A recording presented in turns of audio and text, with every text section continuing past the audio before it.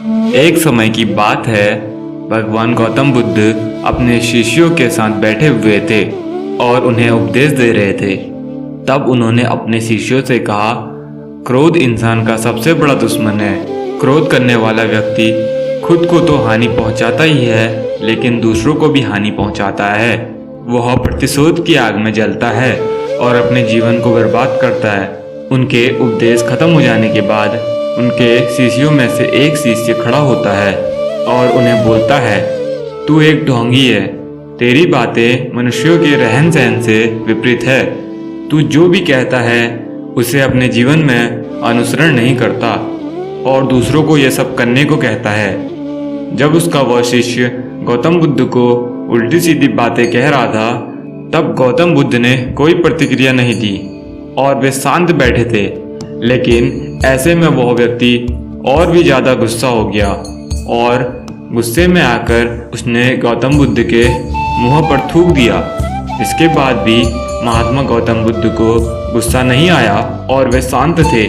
उन्होंने अपने चेहरे से थूक को पोंछा और वो चुपचाप बैठ गए। यह सब देखकर उस शिष्य को समझ नहीं आया कि वह क्या करेगा। गुस्से में आकर वह उस जगह को छोड़कर चला गया और अगले दिन अपने घर पहुंचा। जैसे ही वह अपने घर पहुंचा, तब तक उसका दिमाग शांत हो चुका था। दिमाग के शांत होते ही उसे इस बात का एहसास हुआ कि उसने कितनी बड़ी गलती की है। उससे पाप हुआ है। वह खुद को मन ही मन कहने लगा, ये मैंने क्या कर दिया? मैंने महात्मा बुद्ध का अपमान किया है। ऐसा पाप मैं कैसे कर सकता हूँ? मैंने बहुत बड़ी गलती कर दी। मुझे जाकर उनसे माफ़ी मांगनी होगी। यह कहकर वह तुरंत ही गौतम बुद्ध के पास चला गया, लेकिन गौतम बुद्ध उस स्थान पर नहीं थे।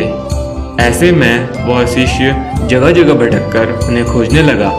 जैसे ही उसे महात्मा बुद्ध मिले तो वह उनके पैरों पर गिर गया और उनसे कहने लगा, मुझे माफ़ कर दीजिए, मुझसे गलती हुई है।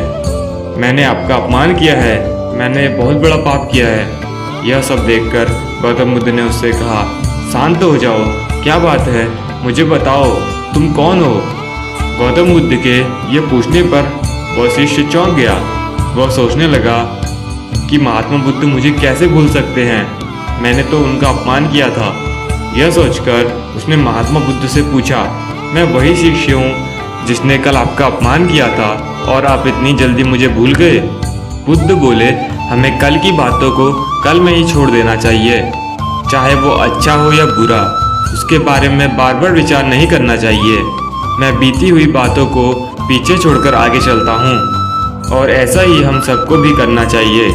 महात्मा बुद्ध की ये बातें सुनकर वह शिष्य और भी ज़्यादा प्रभावित हुआ और उनसे बोला, मैं आज से आपकी हर बात माना करूँगा।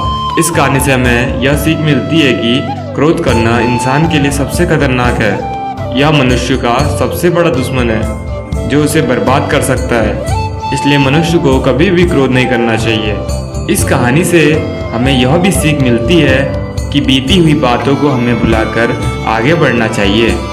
अगर कोई मनुष्य अपनी बीती हुई बातों पर ज़्यादा ध्यान देता है तो उसका ध्यान पूरी तरह से भूतकाल में लगा होता है और वह इंसान कभी भी आगे बढ़ने की ओर विचार नहीं कर पाता। इसलिए हमेशा पुरानी बातों को छोड़कर आगे बढ़ने की सोचें।